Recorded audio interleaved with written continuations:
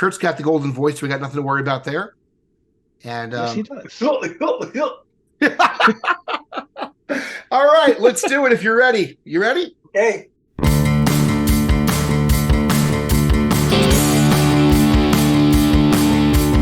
Classic comics, the classic comics forum and depth, snappy conversations with your hosts George and Jeff. Ooh, classic comics, the classic comics forum and depth, talking about old comic books is the thing that they love the best.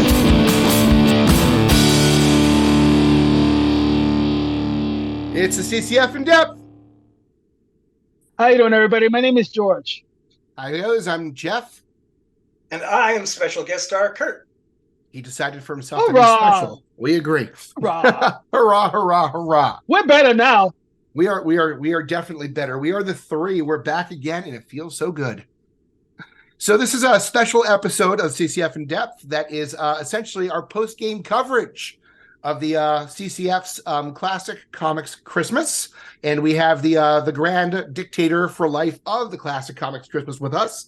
That's, of course, Kurt Mitchell, who's been doing this for, was this year 19, man? This was 19 years. Oh, my gosh. Wow. Wow. I know it kind of boggles my mind every time I think about it. And I think I first joined the community like right after the first one. Like I just missed it. And I remember I was so excited. I'm like, oh, I can't believe I missed this awesome thing. And then year two, I was so excited to be part of it. But Kurt, take a moment, take us through. How did this come to be in the first place? I don't know that story. You know, ever since we decided to do this, I've been trying to remember how I came up with the idea in the first place. And I think I just did it on impulse. CCF had been there for just about 6 months or so. And we'd had several conversations about what was your favorite this, what was your favorite that. And I thought, well, let's do something interesting that would involve as much of the group as we could. And so I put it together, and I'm sure you remember that I screwed it up and did it the first year as the 10 days of Classic Christmas because I forgot the words to the song. I never knew them. So there you go. I know 5 golden rings. I got that part down. Everybody knows that part. And the partridge in a pear tree. I prefer the Brady's myself. I like the Puerto Rican version. That first year that I decided to do it again the next year. And then after that, you know, people started mentioning it in October. So I knew I would have to carry on. Wow. That's awesome. So Sorry, how many people participated that first year? I'd have to look. I would guess probably 20. Wow, that's good. Somewhere in there. For first year. The highest we've ever had was 32.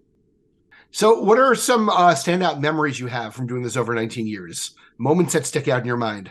Oh, gosh. Boy, that's a good question. I'm not sure I have a good answer because they all kind of blend together after a while. Well, I have one. Go for it. A couple of years ago, I think we had the favorite characters. Something like that. Favorite character. Like a favorite character. Oh, yes. And you picked Pig Iron. Oh, that was favorite costume design. Okay, you picked Pig Iron, and it fried my computer. You had to take it to the shop and everything. Pig Iron? You broke the internet, man. You know? Well, once in a while, you got to shake things up, you know, come up with something that nobody's expecting. Unless somebody beats you to Bizarro World. Yeah, that really bummed me out. Stole my thunder. You know that is something that's weird that you think, like when you put your list together, usually you go from 12 to 1. Number 1 is the best, the one you think is really great, unbelievable. And like that's happened to me a few times where like my top 2 or 3, I'm like, wait till they see this. And somebody like picks the 12. And I'm like, oh crap, you know? And that's probably happened to me 4 or 5 times over the years. Wow. I mean, it just points out some things are really special to people, and to other people is nothing. It's not nothing really special. That's what always really amazes me about this event, is seeing just how wide the spread of tastes are. Oh yeah, with this group. I've learned never to choose pieces just because I think they're going to shock somebody, because it's always surprising to me what surprises people. And it's always surprising to me what does not.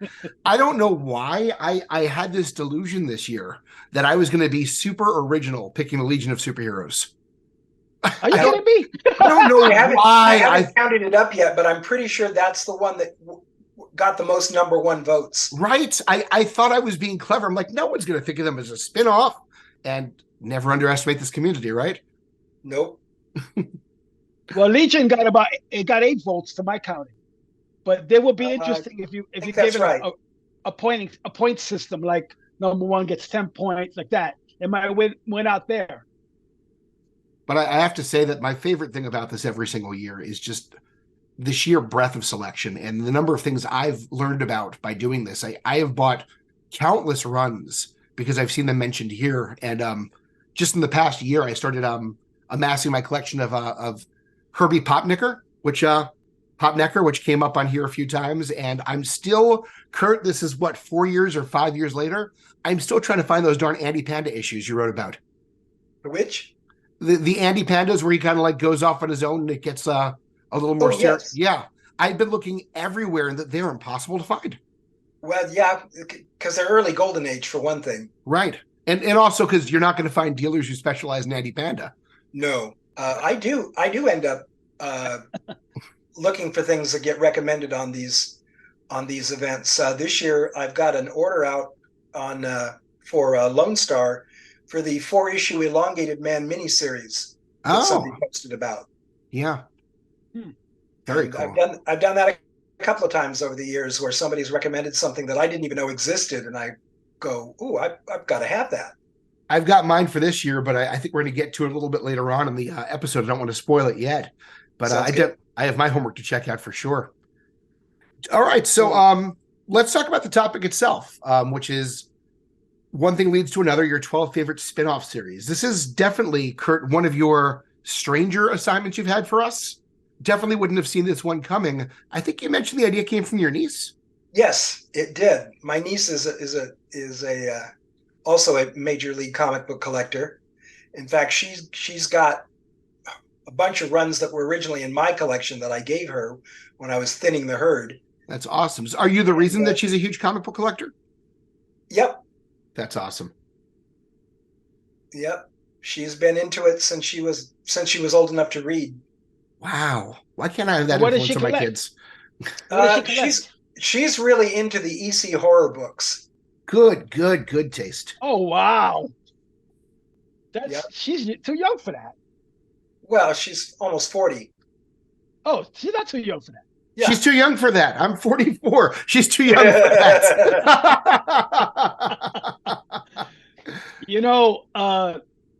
It's funny. I'm not sure I ever read EC books. I bought a few reprint. I didn't think much of it. Maybe I read the wrong ones. I don't know. Well, I'm not a big fan of them myself. The only ones I really like are Two-Fisted Tales and Frontline Combat, which are the two that are edited by Harvey Kurtzman instead of Will Elder. And I would imagine that I'm sorry. I would imagine they're very dated. Those two actually aren't terribly, because they're all historical for the most part. I mean, in general, the EC books. Oh, in general? Yeah, especially the Will Elder books. The Kurtzman books tend to be a little fresher. I always think it's unique and interesting. I love reading horror anthology titles of any kind, because in this age where you'll have a tired franchise rehashing the same plot points and the same character arcs again and again and taking 8 issues to wrap up one storyline, you've got these writers who are generating new characters and new contexts, 4 or 5 of them an issue. And they're somewhat recycled always, but it's still a little bit more fresh, a little bit more unique. And EC in particular, what I always love about them is how they alternate between so predictable and then catching you off guard and throwing you a total curveball. Yeah. And I think sometimes predictability can be a weapon, and they used it well. But that's neither here nor there. It's definitely not the topic for this episode. Got me going tangential there. But so tell me a little bit about the conversation deciding to do spinoffs, and in hindsight, how you feel the assignment went, Kurt. I think it went really well, better than I expected, actually. When she first suggested it, because we were talking, it was just before because this was like 2 days before I was due to post the advance warning thread, and I had my head set on 12 favorite logos. Oh, which I may still use one of these days. And then we were talking, and I forget what series we were talking about, apropos of nothing. And I said, I've got this topic in mind, but I don't really like it, but I'm kind of running out of ideas. And she said, well, why don't you do spin-off series? And the light went on, and I went, oh, that's a great topic, because there's so many out there. Of course. And I think in Marvel, the minute almost she said everything. it, I knew that's what I was going to do. That's amazing. And it was probably the first time I've ever had a topic come up where I didn't automatically know what most of my picks were going to be. That's exciting. Yeah. Well, Kurt, I got a question. If it was so easy and whatever, how come so many people had trouble with it? I don't think the first time around I really explained it very well, and then I modified it a bit to clear it up. Okay. I mean, it just seemed like, it felt like a think tank to me. I saw what I saw was Kurt began with the germ of an idea, and as the conversation went back and forth, essentially the idea clarified and crystallized. And I actually find that more exciting. I enjoy when Kurt calls it rule lawyering, but I like that back and forth of deciding what are the exceptions, what are the limits, how far does this go? And it's just fun seeing an idea take shape. And I think ultimately the people who had the most problem with it got the most into it by the end, if I'm not mistaken. I think so. And that's why I always leave that first week open to debate how we want to define the topic, because often people have better ideas than I had. And I have no problem incorporating other people's ideas into the event.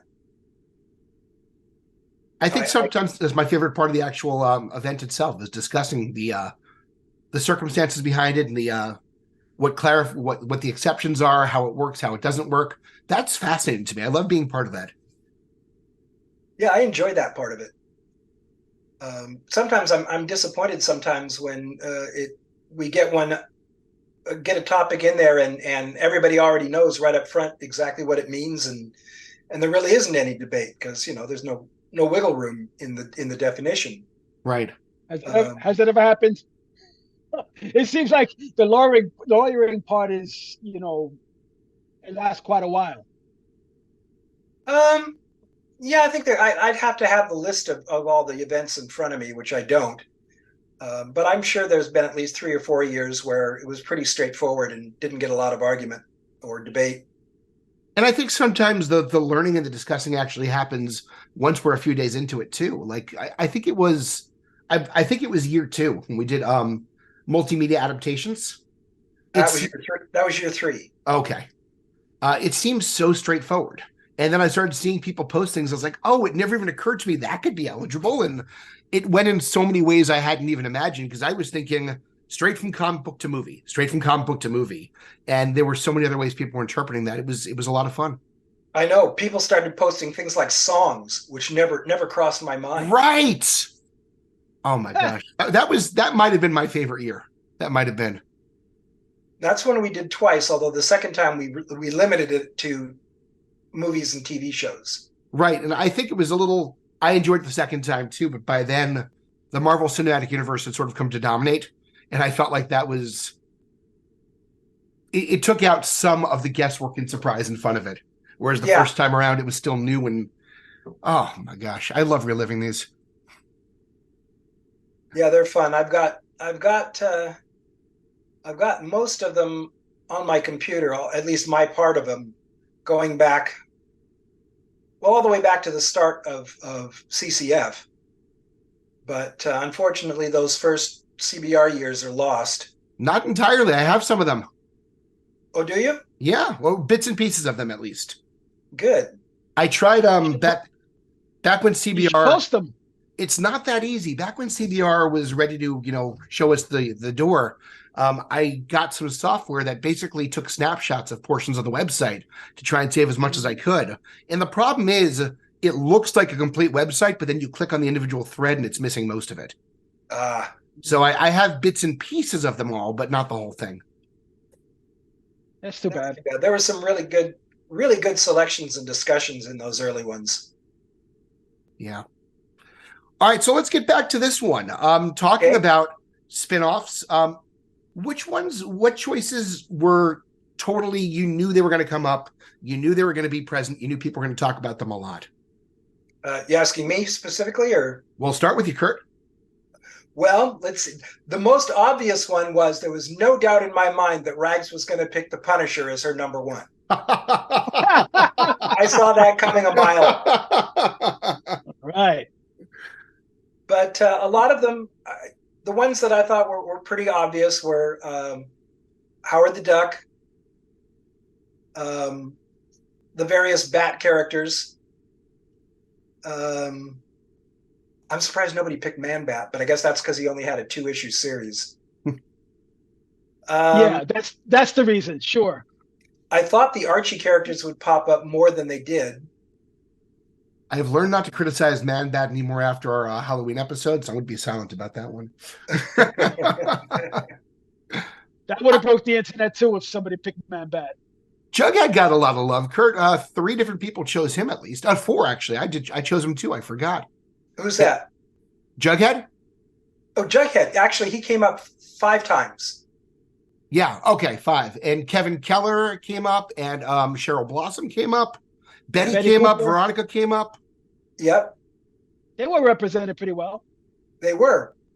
That was one of the things that impressed me this year. This year we had more, although Marvel and DC predominated as always, we had a much bigger spread of selections from other companies this year. I think third place went to Fantagraphics this year. Oh, because of all the choices that were made over the Hernandez brothers, right? Right. Yeah. As well as Peter Bang. Mm-hmm.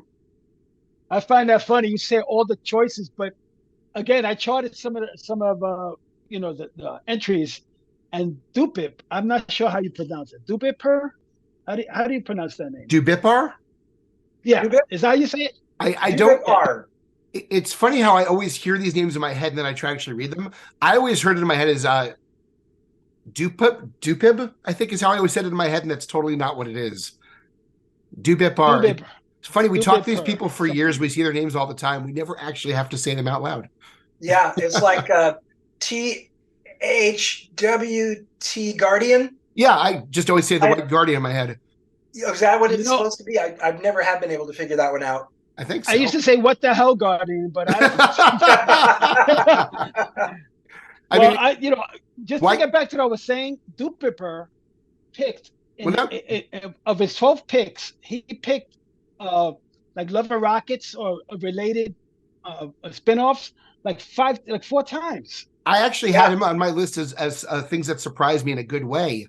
He went with Wonelli, Penny Century, and Fritz and Petra. And having only read the first 5 volumes of Love and Rockets and nothing else, I'm actually kind of really psyched to get to those now. Like, that's a reading assignment I want to follow up on. Yeah, me too. You also forgot something called Measles. Oh, I missed Measles. That's right. Yeah, Love and Rocket. But I was thinking, again, I'm not a lawyer. I just roll with the waves. But I'm thinking, well, is it really a spinoff? Because the way he described Nelly was that one of the characters, I think Maggie, went to visit people and they wanted to continue wrestling or something like that. And I'm just wondering, were the 2 people that were wrestling ever introduced before?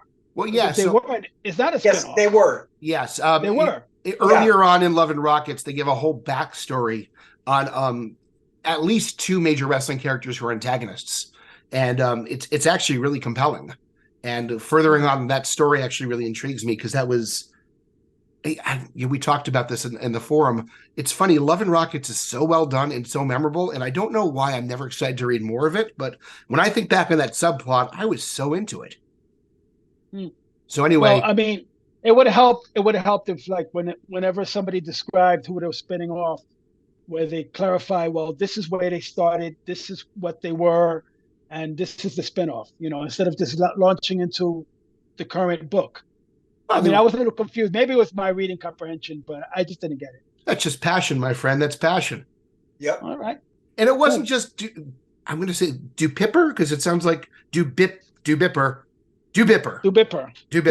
Okay. I'm going to get this right eventually. But also, Kamandi and Berkeley also went with spinoffs coming from Love and Rockets too. So it was several people.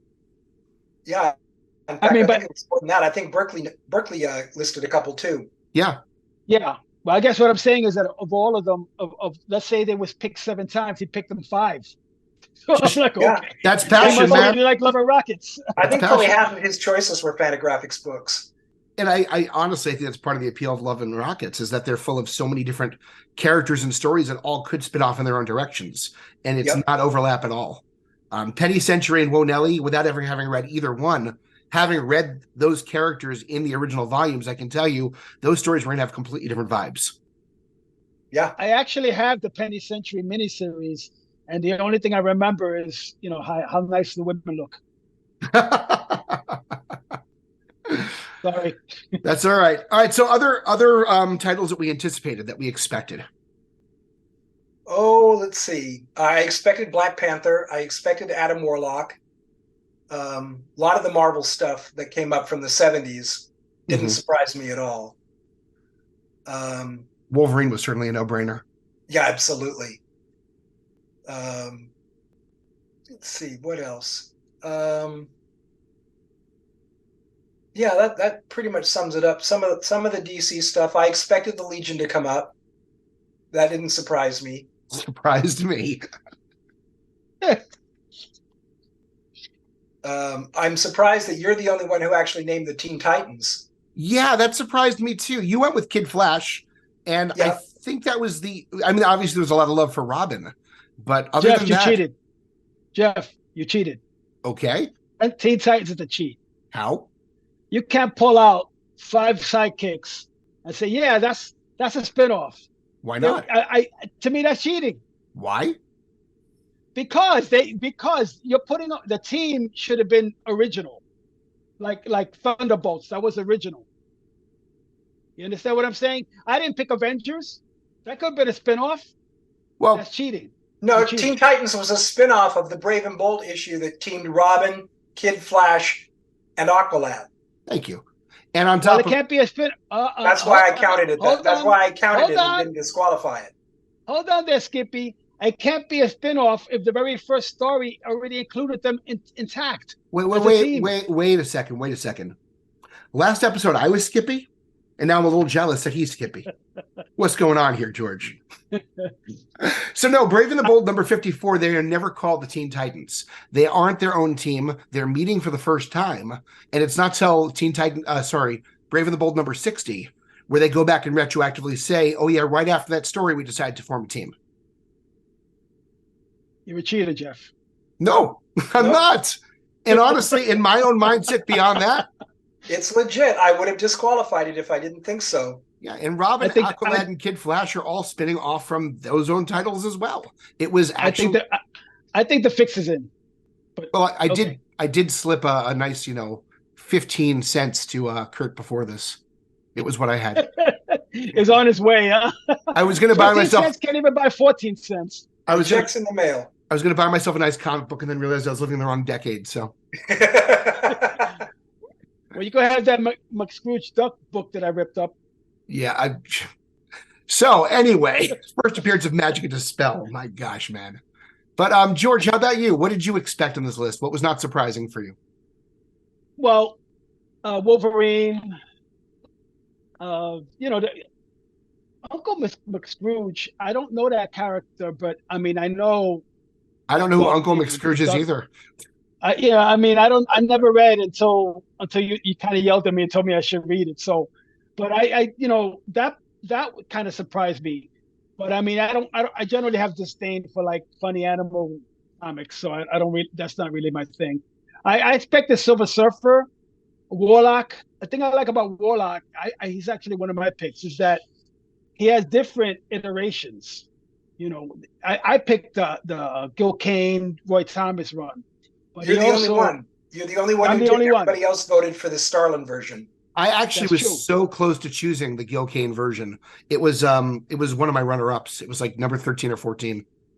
I don't like either version, so I like the concept of Counter Earth. It wasn't handled well because they kept rotating the writers afterwards, and Adam Warlock was not a very well-developed character. But the premise itself was cool. Mm-hmm. And I love the High I mean, Evolutionary. it was bi-monthly fighting cancellation the whole way. So I guess that's the way you get treated. And it got And it did weird. get canceled once. Yeah. Well, So twice, anyway, actually. yeah. Howard the Duck, I totally expected, and that whole thing about Howard the Duck is a miracle because I mean, originally he appears in like 2 panels, right? Yeah. He's like walking through a swamp, Yeah. and he makes a couple of wisecracks, and bam, the next thing you know, he's like the hottest character on the planet. That was really a weird circumstance. Yeah. And that couldn't have happened any other time in Marvel's history than when it did. Yeah. Yeah, Jim Shooter never would have allowed that, George. Nope. Yeah, well, look, I mean, nice things. You love to bring up Jim Shooter, but anyway. Well, I'm Black actually Panther, at this point. It's a dare for myself. I'm trying to see, can we work his name into every single episode? Is my new goal. well, there's also Red Sonja. I expected to appear, and she was, but kind of shocked me. Again, kind of broke my internet. Was that Red Sonja must have been picked about, I don't know, I want to say about 7 times, somewhere around there. 8 times. Okay, 8 times. And Rockford Raider, who actually did a podcast about Red Sonja, didn't pick her at all. I was like, huh? That one surprised me. So, yeah, so that. I'll tell you what kind of surprised me on the other way Dr. Doom got about 5 votes itself. Yes. And that was a little surprising.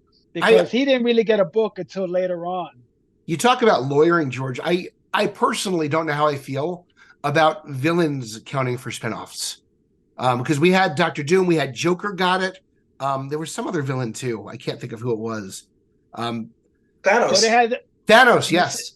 There was also Deathstroke. Sorry. So yeah, but he was more of an anti-hero. Well, Superior Foes of Spider-Man, that was like a villain book. Mm-hmm, that's true. That was one.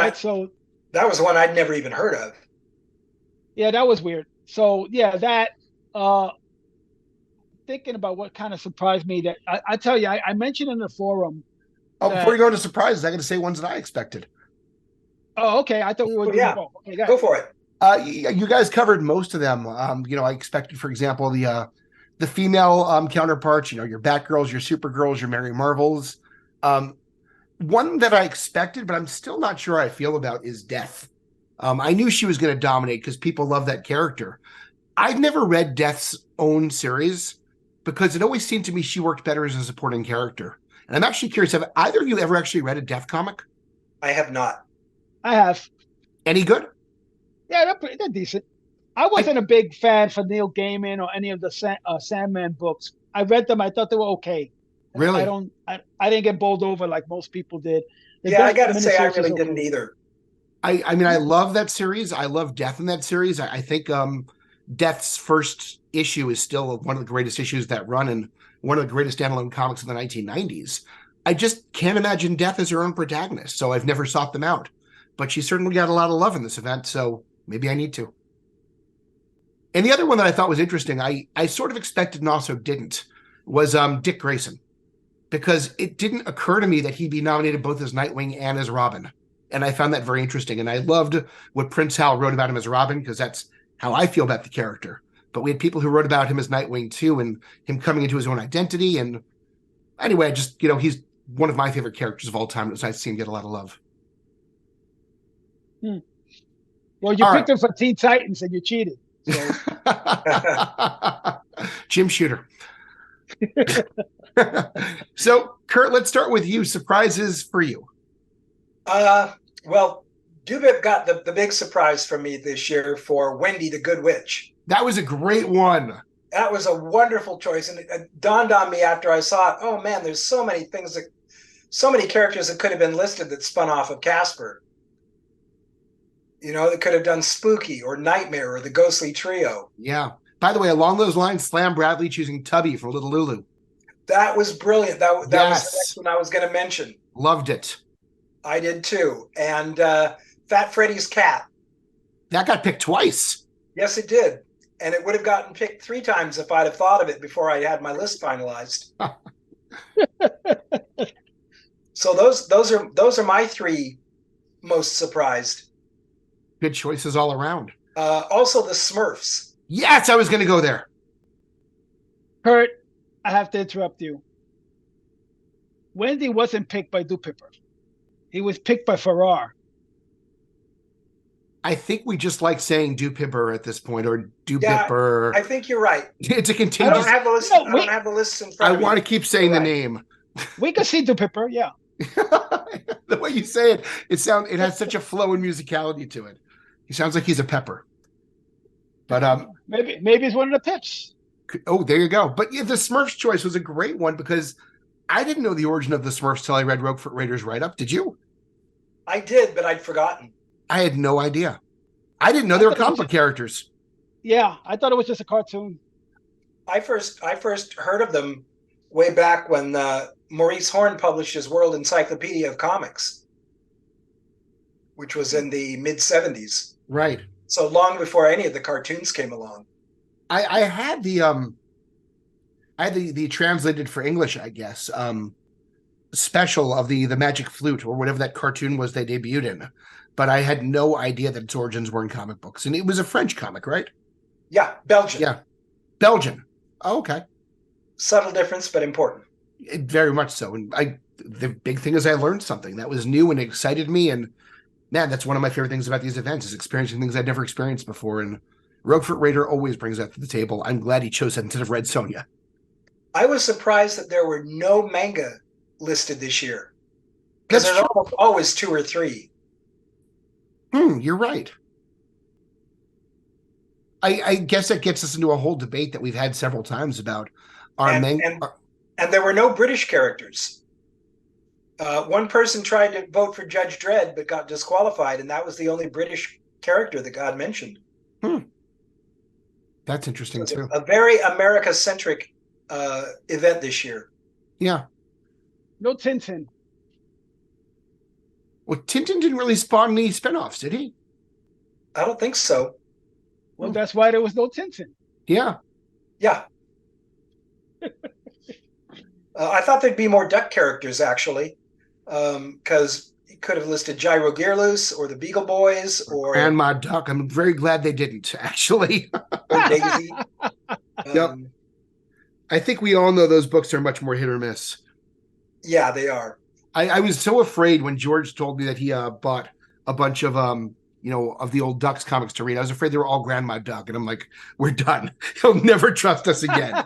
Well, yeah. Plus, if they're not by Barks or Rosa, you're really taking a shot at whether they're going to be any good or not. This is Well, true. Jeff, I already don't trust you. You told me to read Cerebus. You told me it was good. Yeah, it's true. It's a sleeping pill, man. I gotta agree with you on that one. I do not like Cerebus. They had to rush me to the hospital because I was in a coma. I'm not going to try to win you over on that one. I've tried. I failed. I think Cerebus is brilliant, but maybe it's just not for everybody. Well, I think that's basically it. Just the same way that some people just can't wrap their heads around Love and Rockets. Mm-hmm. I actually have Love and Rockets. I have the actual first issue. My brother bought it and I swiped it from him, but I got that and I bought a few things. It's not that it's bad. It's just that it doesn't follow issue to issue. It's just like slices of life. And I like something a little more structured where one That's what I issue like follows about the it. next. Well, At least in the early volumes, I feel like Jamie is more linear. Is it Jamie or is it Jaime? Jaime. My apologies. I think Jaime's a little more linear and Gilbert's a little bit more all over the place because he has more characters and a larger scope of what he wants to tell. At least that was my take on it. And silence. Cool. All right. So, George, what surprised you? Well, there's a lot of surprises, and there's a couple of questions. First of all, Kurt, when you say spinoff, you meant a character, correct? No, I meant a series. I know, but it had to spin from something. So it could spin from any source, any concept? Or was I thought it was a spin-off character. As long as the subject of the series first appeared in somebody else's series. Okay, because I was a little confused by Tales of Asgard and Gotham Central. I'm like, it's a city. I mean, it's not even a character. I don't know. I get the love for Tales of Asgard, and I hear that Gotham Central is really good, but I mean, I don't know.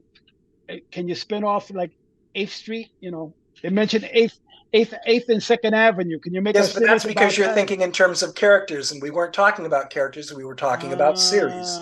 I would also argue that Gotham Central is essentially a team book. It's not, it's a cast of, it's an ensemble cast of characters. Same with BPRD. Right, as is Tales of Asgard as well. Fair enough. So anyway, what did surprise me, besides those questions, is somebody put man-eating cow. Is that, I mean, that's in Bone? I thought that was from Flaming Carrot. No, that's from Tick. Oh, okay. Yeah, it's from the Tick. The Tick. I knew it was one of those. Yeah. Could you imagine? It almost makes me want to get it. I'm certainly curious. Yeah, there was so much weird, cool stuff around that time period. Like, I've still never read Madman yet. I have a Madman. I have a couple of the Madman trades, and I love it. I love the artwork for sure. Well, that's what I love the most about it. But yeah, I have the originals, but I mean, I only like the art. The story, I'm just like, I don't even know what's happening. You know, I don't know. So anyway, there was a couple other things that kind of somebody picked Silver Sable.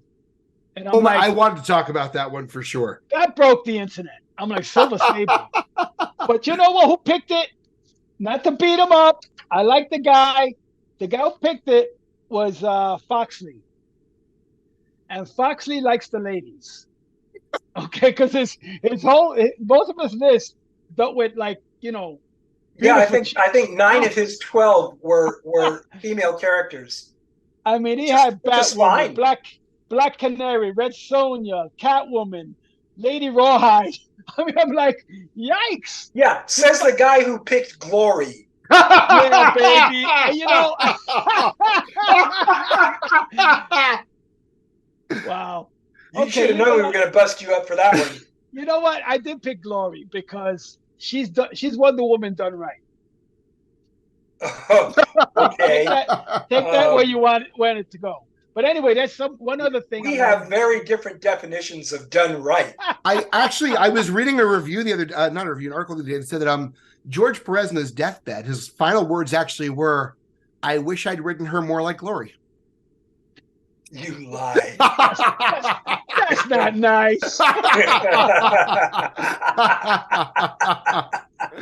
Oh my God. I didn't hear that. I heard him say, I heard that the final words were Jim Shooter was right. But I don't, it's all up for debate. Oh but anyway, God. There's one other thing that kind of like twisted me around a little bit.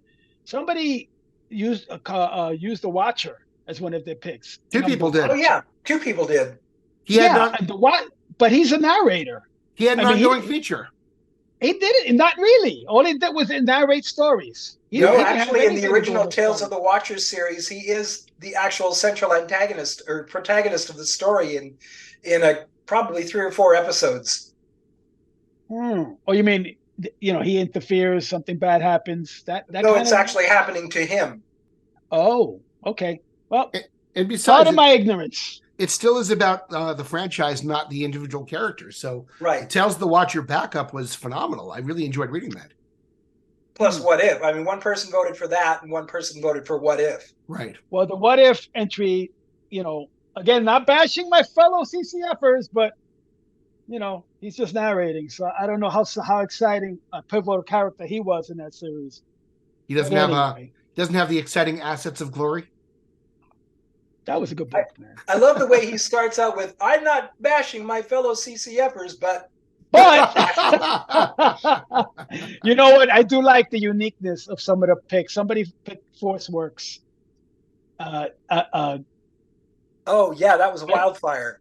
Wildfire 2099. Yeah, And he picked a bunch of team spinoffs. He picked New Warriors twice. I called him out on it, but he doesn't realize that I just ordered away for the last 2 issues on Force Wicks that I needed. So I was in more tongue in cheek, I like these weird picks, You never know what the favorite book of somebody is. Yeah, and that's somebody right. else picked Hate, the book Hate. Yep. I think I read one of those, underground books. Interesting. So my surprises. First of all, I got to give it up to Paul Rua for going with No Man, because as much as when I reviewed Thunder Agents from the beginning, it was painful. That was great. No That Man was is a great pick. such a cool concept, and I'm still waiting for someone to get their hands on that property and do it justice, because he's a fascinating character, and I was really glad to see him get recognized. I did not see that coming at all. And then it's no Glory though. well, he doesn't have the physical assets maybe of Glory that make you so happy, George. But not just me, Foxley too. Hey, Foxley, pick up Glory. I actually, number 2 for me was Silver Sable, because back in the 1990s, when I was a stupid kid and was buying whatever looked cool and didn't know any better, I remember buying Silver Sable in the Wild Pack number 1 just because it had a cool foil cover. And I distinctly remember this moment in my growing up as a comic book collector, going back into my collection in college, seeing that comic and going, what the hell is this crap? Why do I own this? And then taking a bunch of my comics and for the first time ever, sort of like combing out the books I didn't really need and getting rid of them. And, I guess it's another stage of my evolving as a comic book fan, that now I'm asking myself, wait, I never even read that comic. I judge that based on the cover. Maybe there is some quality in it. Maybe I need to read it after all. Because I truly, after all this time, have no idea what happened between the front and back cover with that issue. And then my third, that's a good thing. Maybe, who knows? Well, remind me when we sign off, guys. I've already decided on next year's topic, and I'm not going to say it here on the air, but I will tell you what it is when we go off. Ooh. It's related to what we're talking about. Insider trading, baby. I love the privilege that comes with this podcast. Woohoo! And then my best choice, my number 1 biggest surprise goes out to the White Guardian, who picked, I hope I'm going to say this right, Marsupilami. And when he was writing about this, he talked about, I think this is a phrase that gets overused sometimes, the Mandela effect, that he thought maybe he remembered this character from his childhood, but maybe he just dreamed it up. And that was exactly my experience when I saw that cover. I'm like, holy crap, that character's real? Like somewhere in the back of my mind, he was in my childhood, but I couldn't tell you where. And now I really want to read this comic. And it was a very cool and almost emotional experience seeing that cover, reading that write-up, and it excited me tremendously and was an absolute highlight of this event for me. So thanks, the White Guardian. I appreciate you. You mean the What the Hell Guardian? The What the Hell Guardian. Well, he doesn't have pepper in the name. What can I say? So yeah, it sounds like, I mean, that's the fun of it. We knew a lot of what we're going to get going in. I don't think we knew exactly how much of each one was going to be said. Kurt, did you want to share who the winners were? Or are you saving that for your big post later on? I can tell you, it was a tie between the Black Panther and Uncle Scrooge. Good choices. And then second place was, hang on a second, guys. Sure. Give me 1 second here. You got it. It's actually funny. Wolverine had 7 votes. And I'm more liable to think Legion was like right there. I was wondering about that myself.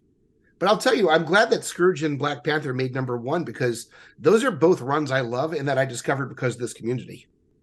I have Howard the Duck at 9 votes. That's true. Here we go. Yeah. Howard the Duck came in second with 9 votes. And third place was a tie between the Legion and Red Sonja. Okay. There you go. They got 8 votes each. Ralph Raider, shame on you for not voting for Red Sonja. Hey, he picked the Smurfs. That was cool. Yeah. I got to give it up to him for that. And only 1 vote for Marsupilami. I'm sad. And once again this year, a couple of people posted where I ended up having to give half votes. Oh, how did that work? For characters. What do you mean? One person voted for Galactus and the Silver Surfer. That was me. So I had to give Silver Surfer a half vote there and Galactus a half vote. And then somebody else picked Kitty Pryde and Wolverine. Mm-hmm. So I had to give Wolverine. That's why both Silver Surfer and Wolverine come in fifth place with 6.5 votes each. Well, how do you divide up Teen Titans? That's one vote. Shouldn't it be a quarter vote? No, because it's a team. Well, Kitty Pryde and Wolverine, they were like a team. They were No, what? they were What? No, they weren't a team. They were co-stars. What? There's a difference. Oh, Too George. much lawyering, man. Too Oh, much lawyering in George. this thing. Hey, if you Okay, can't but stand the heat. Okay, how about this, Kurt? Somebody pick Robot Man and Negative Man Yep, they as did. backups. I mean, how do you reconcile that? Because it was a backup series, The Origins of the Doom Patrol. But how could he pick both of them for the same pick? Because they were both parts. They were different parts of the same series. Okay, you're the man. You know, You decide. I found a way to make George more happy. I'm going to change all of my picks right now to Jim Shooter. I'm always happy, Jeff. I'm happy just to talk to you. Okay, how about this, Kurt? Somebody picked Fantastic Four that had Ant-Man, She-Hulk. No, they picked Medusa. FF, which was a spin-off of Fantastic Four. That is the Fantastic Four. That's not a spinoff. That was them. They took over for them when they went back in time or something in that book. So Well, I thought. I have to take your word for it because that's well beyond the point where I was. I mean, that stuff. you're the boss, so you decide what works and what doesn't work. I'm just Well, saying. I have to take a certain amount of it on faith, when it comes to anything published after about 1986. Okay. So I kind of put people on the honor system. I like the honor system. It works for me. Hey, look, before we sign off, I just want to say something to Slam Bradley. Oh, no. Slam, your secret is out. You really like Superman because you picked Ambush Bug. Ambush Bug is a Superman character. He originated DC Presents 52, and all the other appearances he made before that miniseries was Action Comics, Superman. So don't ever tell me you don't like Superman, okay? Don't ever tell me you don't ever say, oh, it's a bird, it's a plane, it's Superman, because I know you do. George, I'm starting to think that you are the old guy in the community who sits on the front porch in the rocking chair and tells the kids to get off the grass. I will. In a few years. Well, this was a pleasure. Kurt, thanks for taking time to join us again with all the tabulating you're doing right now. Oh, no problem at all. I should have the final results up by midweek. Can't wait. And George, thanks as always for being my partner in crime and for saying all the crazy fun stuff that makes us entertaining. I appreciate you. Now, hold on. I didn't say anything funny or crazy. I just told you the truth. One man's truth, right? Well, yeah. I'm not one man's truth is everybody else's crazy. And George is Or my maybe kind of I'm- crazy. Or maybe I'm right and you're wrong. Or maybe George is our madman. Nice heart, man. All right, gentlemen, it's been a pleasure. Have a fantastic one, and thanks again. Thank you. Thank you, guys. Kurt, thanks for coming by, man. You're always welcome. My pleasure. Anytime. You're the man. We need the historian here all the time. The Terrible Three, man. The Terrible Three. The CCF In Depth theme song is written, produced, and performed by Paul King. Thanks to Scott Harris King, creator of the original Classic Comics Forum podcast.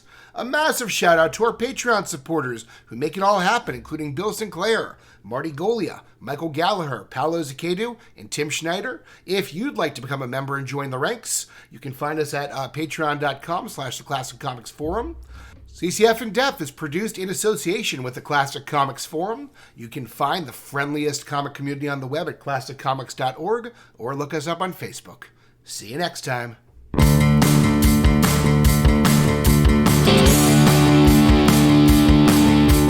Classic Comics, the Classic Comics Forum in there.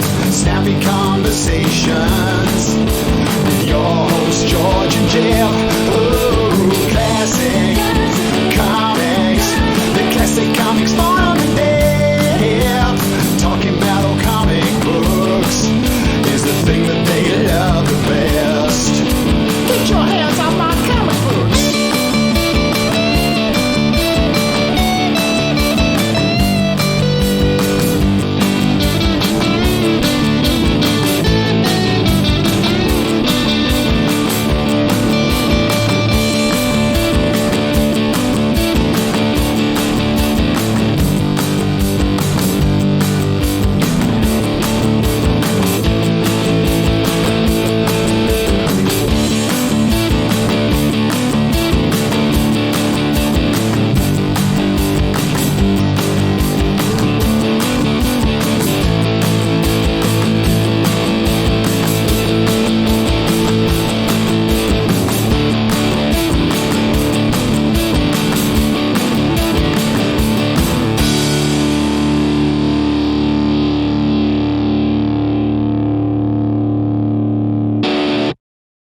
classiccomics.org.